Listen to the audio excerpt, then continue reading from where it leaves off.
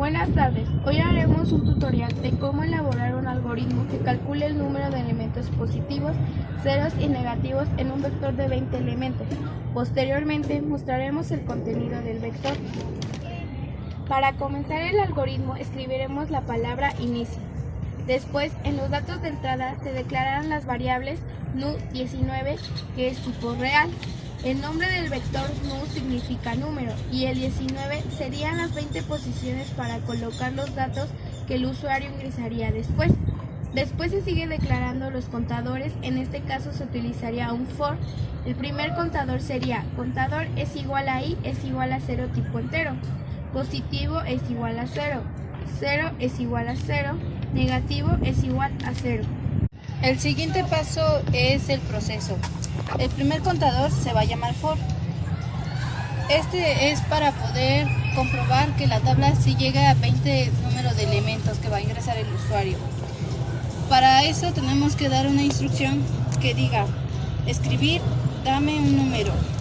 Aquí será donde el usuario. Después, el siguiente paso es poner leer número y este es para guardar el dígito o número que haya puesto el usuario. Aquí serán los contadores para calcular el número de elementos positivos, ceros y negativos.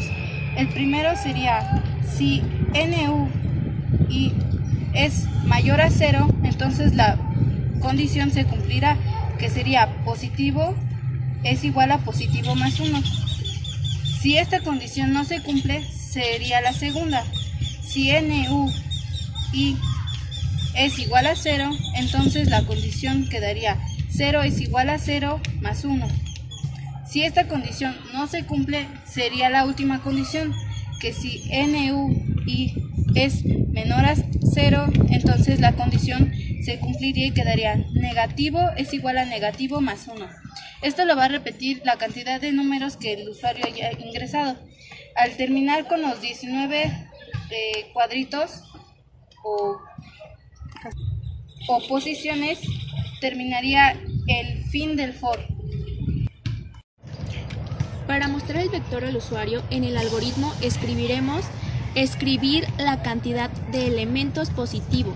Es positivo. Positivo en los números de elementos que contó el contador positivo. La cantidad de elementos 0 es 0 en los números de elementos que contó el contador 0. La cantidad de elementos negativo es negativo en los números de elementos que contó el contador negativo. Para que el usuario vea la fórmula, se escribe en el algoritmo. Escribir el vector contiene. Se escribe la fórmula del for.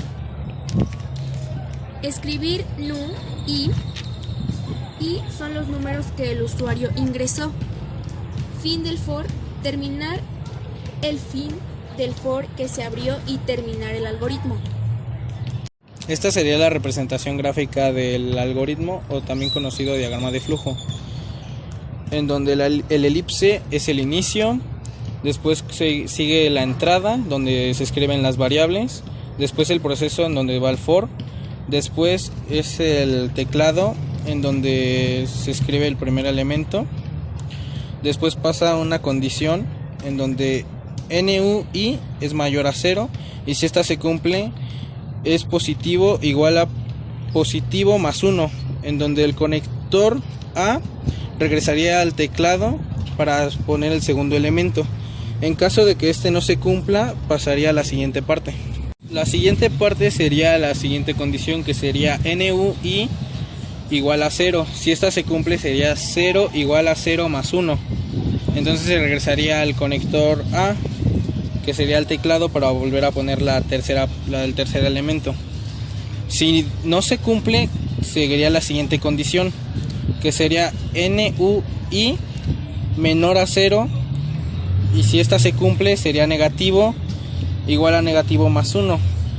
Y volvería a regresar a al siguiente conector hasta llegar al 19. Así se terminaría el for y mostraría el resultado del positivo, el 0 y el negativo. Pasaríamos a la siguiente página, y mostraría la fórmula del for. Terminaría el for y sería el fin del diagrama de flujo.